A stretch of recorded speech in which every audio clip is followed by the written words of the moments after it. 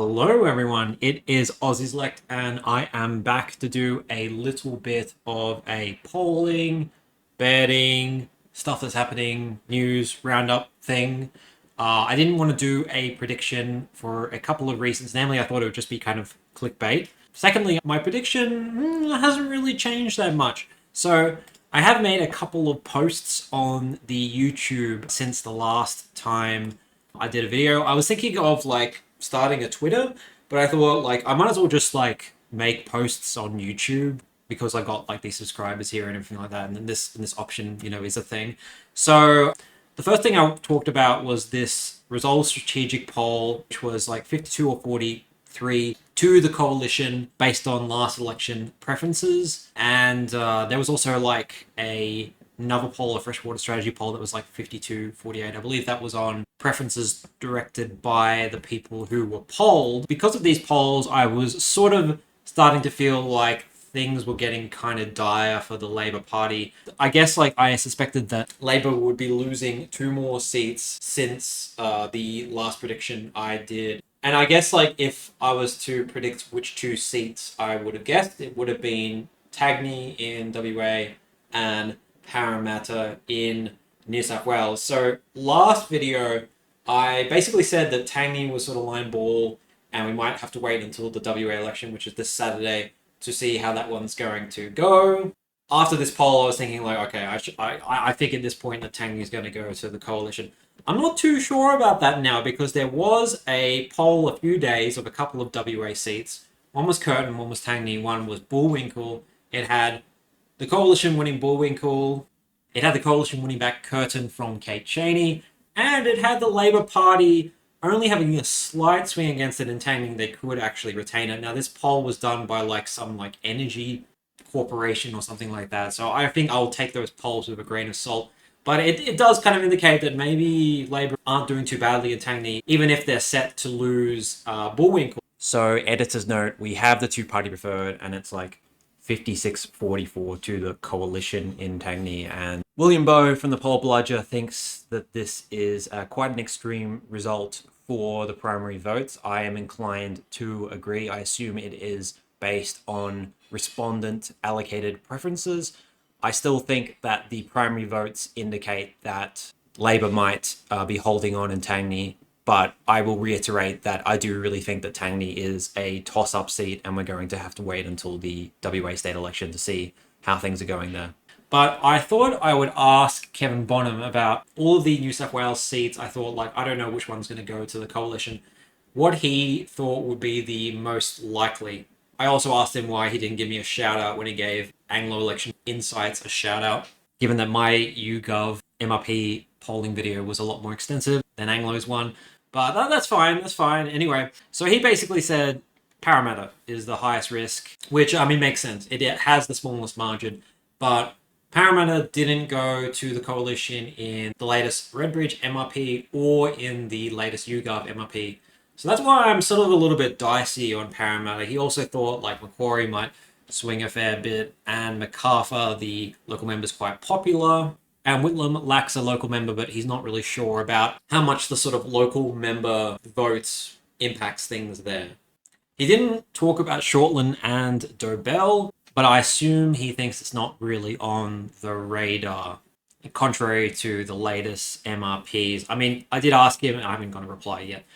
So that's the advice of Kevin Bonham, Parramatta, but I'm still not too sure. I think it's very likely at this point that there's going to be a lot of these seats which, after the election, Labour manages to, by the hair, pull off a win in all of them, but all of them have margins under 2 or 3%. I think that's quite likely. I still think Labour might be in trouble in Werriwa, but as for the rest, there's no seat jumping out at me as the clear one, there's going to go to the coalition.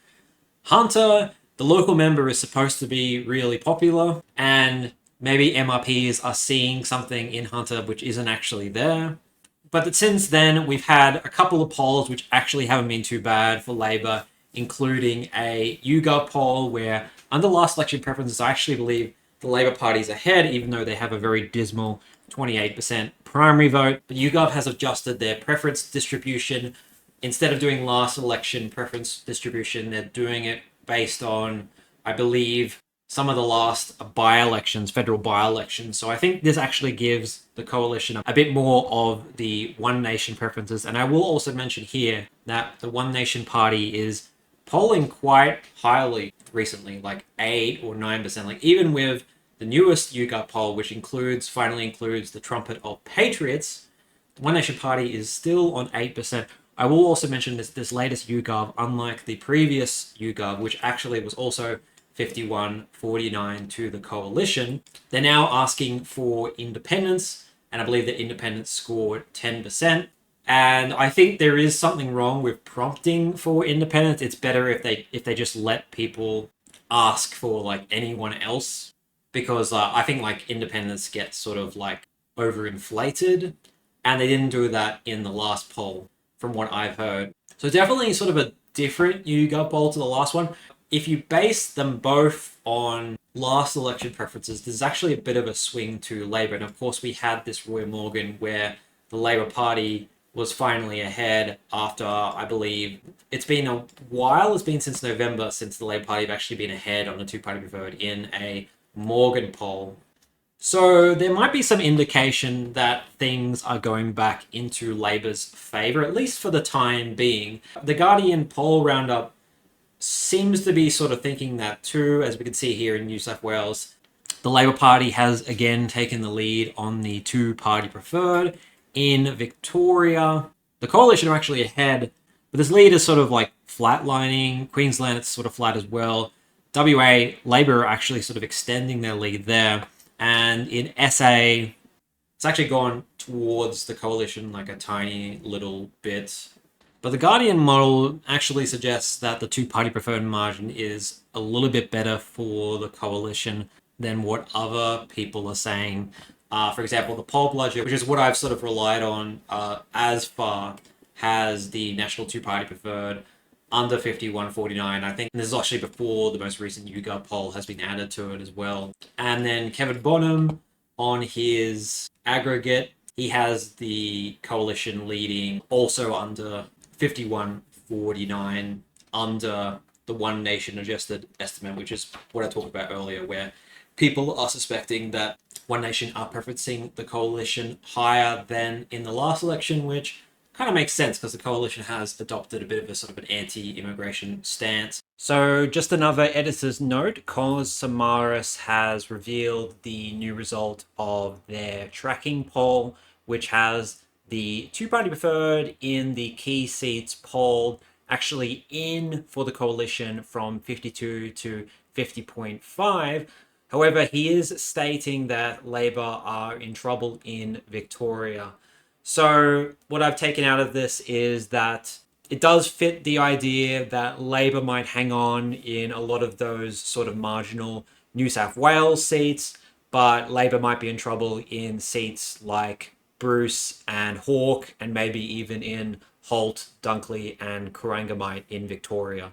So yeah, pretty much fits the bill with my last prediction. In other news, trumpet of patriots. So last video, I was kind of unsure about whether or not Ralph Babbitt was joining, even though he's like fully in support of Twitter, and he's saying things to the effect of like, the right-wing minded parties, they can't be divided and blah, blah, blah, blah. For some reason, it seems like he's still sitting with the UAP, which is not an official party anymore. So I don't understand why he's not joining Trumpet of Patriots. It seems very confusing to me. I assume it's because they're going to try to register the UAP again after the election, so he doesn't want to sort of flip-flop back and forth between parties. That's my only guess about why he's doing that. But yeah, it really does look like One Nation is doing quite well, and it's getting to the point where if we go into New South Wales, One Nation is above 8% according to the poll bludger aggregate. And like, I mean, that's almost as high as Queensland, where they're on 8.9%. And in South Australia, again, One Nation are doing the best. As for Victoria, they're not really doing too well here. And Western Australia, yeah, that's kind of middling too. But it is getting to a point where One Nation could possibly see themselves winning a Senate seat in New South Wales or Western Australia. It's becoming more likely. Western Australia, I only say it because the coalition primary is not that high in WA. I mean, it's even worse in South Australia. That's why I think South Australia, One Nation, have the best chance. But yeah, like these two last Senate seats, definitely up for grabs for One Nation. And I still don't think they're going to be winning any House of Representatives seats, but this might be one of the best elections for One Nation, from what I can tell. I just want to also quickly talk briefly about the Senate. I was listening to a podcast by Glenn Drury, who is one of Fatima Payman's staffers, and he is hearing that the Labour Party are worried about their final Senate seats in not only Queensland, but also in Tasmania and the ACT.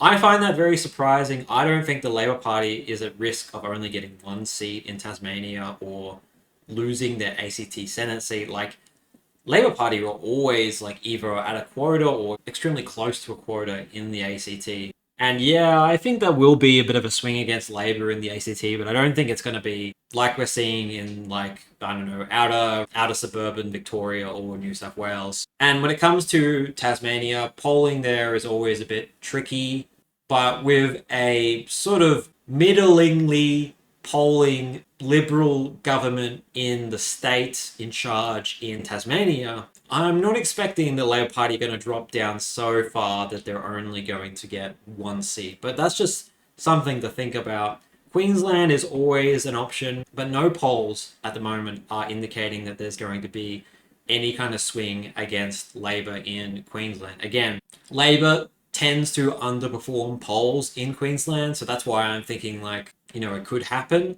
But I will reiterate again that even if the coalition manages to win that one last Senate seat in Queensland, they're going to have a very difficult time in the Senate. So I don't know if it really matters too much, especially if the coalition get in power and then decide to do like a double dissolution election to flush out people like Fatima Payman, Lydia Thorpe, and Tammy Tyrell. So I want to talk a little bit about Australian elections forecast. This has actually gone in a bit for Labor, I think, because of the most recent polls. It now has the coalition only ahead on 51.1 to 48.9, which is actually the same as the YouGov MRP, that number. But it is a definitely more favourable result for Labor when it comes to the seat estimates. And it is also more favourable to the Greens too, which has median 4 seats worth of getting. So I'm not exactly sure about how much seats have changed. I assume it's just by, little bits. I think Labor's doing a bit better in Bruce than they were before.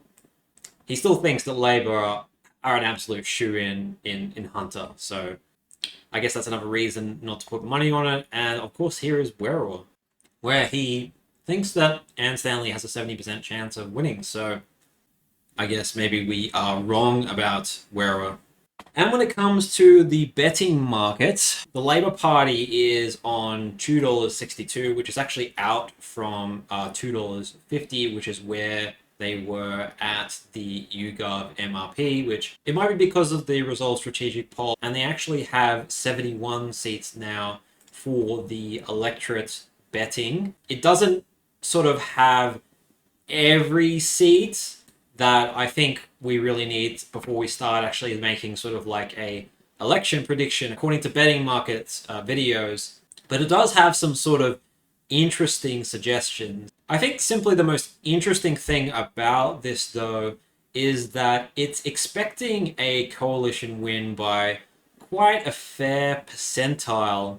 But a lot of these seats that, like, you would expect the coalition would need in order for them to win, it's not giving them to the coalition. Like, for example, Hunter, this has come in a bit for the coalition, but Labor are still clearly the favourites. Eden Monaro, Labor is the favourite. Parramatta, Labor is the favourite. Reid, Labor is the favourite. Werror, Labor is the favourite. Even in Victoria, the seat of Bruce, Labor are the favourites. So I'm not exactly sure how they're expecting the coalition going to win when they're not collecting all of these seats. And if you think like, oh, they're going to be collecting Teal seats again, the only seat which they're sort of predicting the coalition is going to win is Curtin. I'm not exactly sure why they would pick this one. I don't know why everyone thinks that the coalition are going to suddenly win Curtin. Coalition are now the favourites in Tangney. I believe that wasn't the case before. In Boothby, Labour is the favourite. In Lyons, the Coalition is the favourite. Speaking of Lyons, there was a gaffe a couple of days ago by the candidate for Lyons when she was asked, "Why did you run for the Coalition?" and basically just couldn't answer. I still think Lyons is really a big toss-up. I mean, like, everyone is sort of giving it to the Coalition. The MRPs are as well. I don't think it was as much of a done deal as a lot of people are suggesting.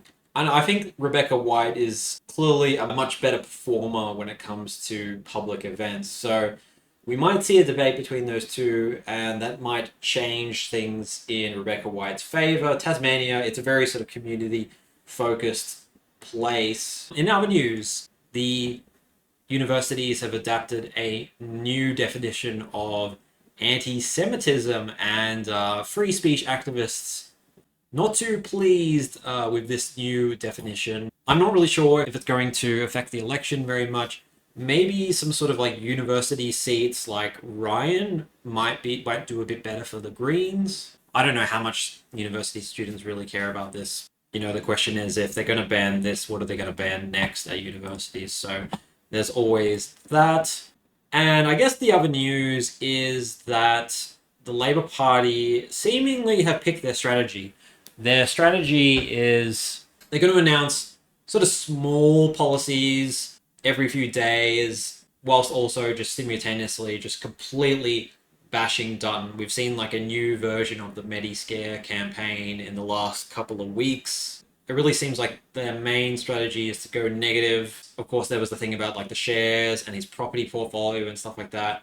I'm pretty much guaranteed at this point that the Labour Party are not going to do anything big for this election. They're simply going to try to win the election based on what they've done and small vote winning policies, which it seems like the Coalition are like just copying every single one every time they release it. So Albo was on Q&A the other day. Here's me sort of mocking him, going on about supply when it comes to housing. It's very clear that he wants to just stick to the supply line and he's not going to change anytime soon when it comes to housing. His focus groups have told him that if you focus on supply and don't ever talk about demand, and that's what keeps the property council happy, as well as the voters in his focus group, I guess. I think Albo did okay on Q&A. I don't think he did amazingly. I don't think it's going to really help him that much. But he definitely didn't do badly. I wouldn't say he did badly. But yeah, I really do think that the Labour Party are not aiming for majority government anymore. Like, as much as Albanese keeps talking about he thinks he's going to win a majority government, I think he knows that the idea of majority government is over, and he doesn't want to risk doing anything big in case, like, it does end up backfiring massively. So their aim at the moment is to get just more seats than the Coalition, or just lose and then replace leader and then have a just completely new platform as well for another election. But it's possibly just that they hold on to government by getting more seats, or only lose by a little bit, and then form a confidence supply agreement, probably with the Teals, to retain government. I asked you guys whether or not you thought that what strategy they're going on at the moment is going to have it that the Labour Party wins more seats in the Coalition. More than 2/3 of you said, nope, this strategy is going to mean that the Labour Party ends up on less seats than the Coalition. Of course, the Labour Party can still form government with less seats than the Coalition, but as I said earlier, I think that if one side has 3 more seats than the other, then I think they have that sort of mandate to form a government. If it's 1 or 2, then it really does come down to sort of horse trading with the independents. So the last thing I briefly want to talk about is the electoral reform video, which I've been talking about. I've actually recorded it. I just haven't edited it. So yes, it is coming. If Albanese wants to have a April 5th election, I believe the last day he can announce it is Monday. So I hope I could get this video up before he calls the election, because I think like during the campaign it'd be weird to have an electoral reform video come up. I really don't think that he's going to have an April 5 election. There is the thing about Passover on April 12, but I think that the Labour Party still has to do like a budget update, and they're probably going to do that sometime during the week. And I still think they probably don't want to interfere with the Western Australian campaign. So I think like it'd be good if they waited till that was over. The Labour Party gets a win in WA, probably only loses, 10 to 15 seats. and then Albo can like claim victory and then call an election. I still think that's probably the most likely thing to happen. So I don't think we're going to get an election called until March the 10th for April 12, but Albo might call the election as soon as tomorrow. So I guess we'll see what happens. I didn't really talk about what's happening with Trump and stuff either in this video. Well, we all know that Albo really doesn't want to make any like big decisions before the election on like the August stuff and stuff like that. So he's basically just stalling for time and taking this sort of like banal middle ground. But we did have Michaelia Cash say that Dutton wants to act like Trump. Generally, Australians are not very supportive of Trump, so I think the Labor Party is going to turn this into a negative thing about Dutton. Oh, briefly on this topic, I just want to talk a little bit about this sort of like China stuff that's happening with these warships. So I think China is intentionally doing this stuff just before the federal election because they do want to sort of destabilize the country a little bit. Maybe make it more likely for a minority government. I'm sure they know all about like sort of the numbers when it comes to parliament and stuff like this. Yes, I think that this whole event is making Albo look a little weak, that is for sure. But I think it risks for the coalition making some of those Chinese voters remember back to last election campaign where Dutton said, you know, prepare for war, and Scott Morrison was very hawkish about China. I think there is a risk that Chinese voters might remember back to last election, be a bit apprehensive for voting for Dutton, and I think in seats like Bennelong, Reid, Parramatta, and Chisholm, this could possibly hurt Dutton's chances of picking those seats up. But it might help Dutton in other places by pushing the whole thing where, you know, Albo is weak. And I also think voters at the moment are sort of questioning whether or not we should be having such big ties to the US when, you know, Trump is in the middle of insulting Ukraine and Zelensky. So maybe voters are thinking less at the moment about our relationship with China, if we're too close to China, and more thinking about if Australia is too close to the US with that AUKUS agreement, which I think is going to hurt both major parties because both major parties have quite a strong pro-USA stance, especially the coalition. Oh, and I just want to quickly mention this new website called Auspred, which is using machine learning apparently to try to predict the election, and it's a lot more bullish towards the Labor Party than other forecasts and MRPs. It actually thinks that the Labor Party have a good chance of retaining majority government, and that Labor are actually the favourites in seats like Bullwinkle, Robertson, Patterson, Gilmore, Lingiari. So feel free to take a look at this site. I will have it in the description, and maybe gives people who want Labor to win a little bit more hope than some of the other things we've seen. So thank you for watching, everyone, and there will be another prediction video, but I really did think that I needed to wait until we had some more data before I went fully into predictions, especially as, for me, I don't think things have really changed that much since the last prediction video. Goodbye, everyone.